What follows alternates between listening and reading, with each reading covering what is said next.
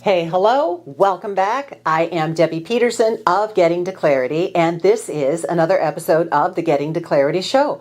This is the place where you come if you want tips, tools, techniques to create a next clear move in your leadership, in your career, your business, maybe even your life.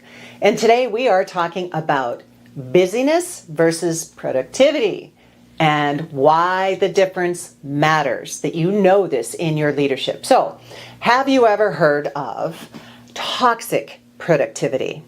It is the belief that constant action and busyness equals value and success, and it is an endless drive to do more, even when it drains your energy. It's a mindset strategy and one that you may not even be aware that you're running. And that was me at one point in my life. I loved being busy.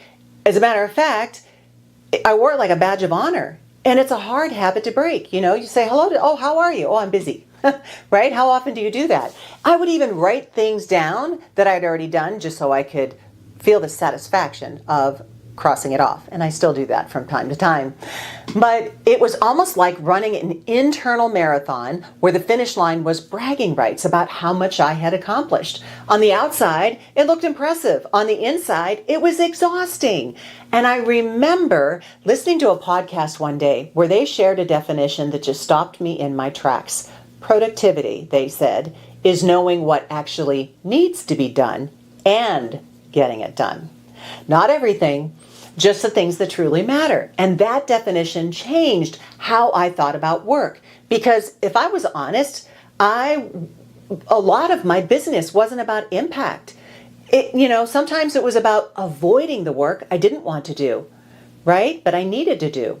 Sometimes it was about chasing the easy wins that looked productive, but they really weren't. And often it was simply a way of validating my importance by adding up the tasks that I had completed. And here's the problem with busyness. It doesn't create power. It actually depletes it because you're not putting your energy where it will truly move the needle. Busyness keeps you running in place, while true productivity moves you forward. Now, there's a trap that leaders fall into. I don't want you to go there, but leaders are especially vulnerable to this. Many fall into the trap of modeling busyness for their teams. They refuse to give anything up. They want to be responsible for everything. They see themselves as the fixer. They hesitate to delegate. They are convinced they need to prove themselves by doing it all. But that isn't leadership. That is overextension. And it shapes your culture in very unhealthy ways, like rewarding people for looking busy instead of creating results, expecting constant availability, measuring worth by hours instead of outcomes, and then passing down the idea that rest or reflection is wasted time. That's dangerous. So when leaders chase everything, they aren't defining what's most important, and that leaves the door open for someone else to define it. The loudest voice, the biggest problem, the largest fire, or the latest crisis, right? Then they are deciding what matters. And it might not be what's most important. So while there are times where urgent circumstances take precedence, real leadership is having the clarity to consistently choose focus, not frenzy. It's something I call from activity to impact. And there's a bucket list tool that I've created that I want to share with you because I think it might help in situations like this. So how do you shift from busyness to productivity, true productivity? So for me, it started when I realized not everything that I carried had the same priority or the same weight. That led me to create this tool. I call it a bucket list. And it is simple but powerful, and it can change the way you approach your day. Here's how it works. You take your to-do list and you divide it equally among 3 buckets: an A bucket, a B bucket, and a C bucket. And these are, in the A bucket, the tasks that are critical to your success and your focus. They move the needle to what is truly important and what you're trying to accomplish, whether it's stepping into your next level of leadership or delivering a key project or creating more harmony between your work and your personal life.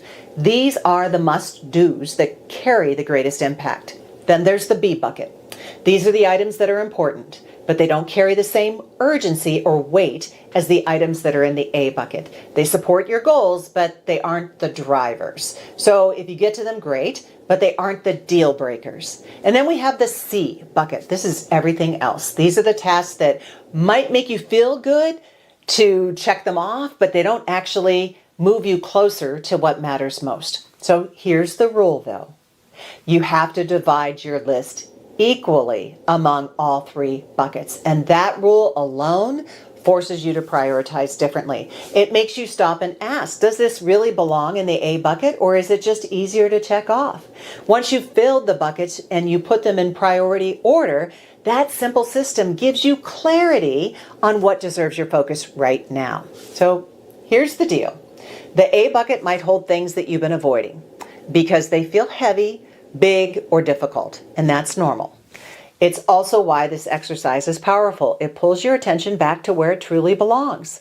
So this week, take your current to-do list, put it through the bucket list tool, sort every single item into an A, B, or C bucket, and then ask yourself, which item have I been avoiding, even though I know it matters most?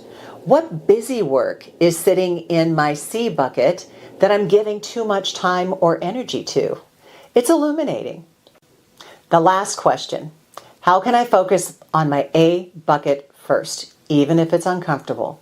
What is it that you can do that'll move the needle there? And the answers will tell you a lot about where you're investing energy and your time and whether it's moving you forward or keeping you spinning in circles.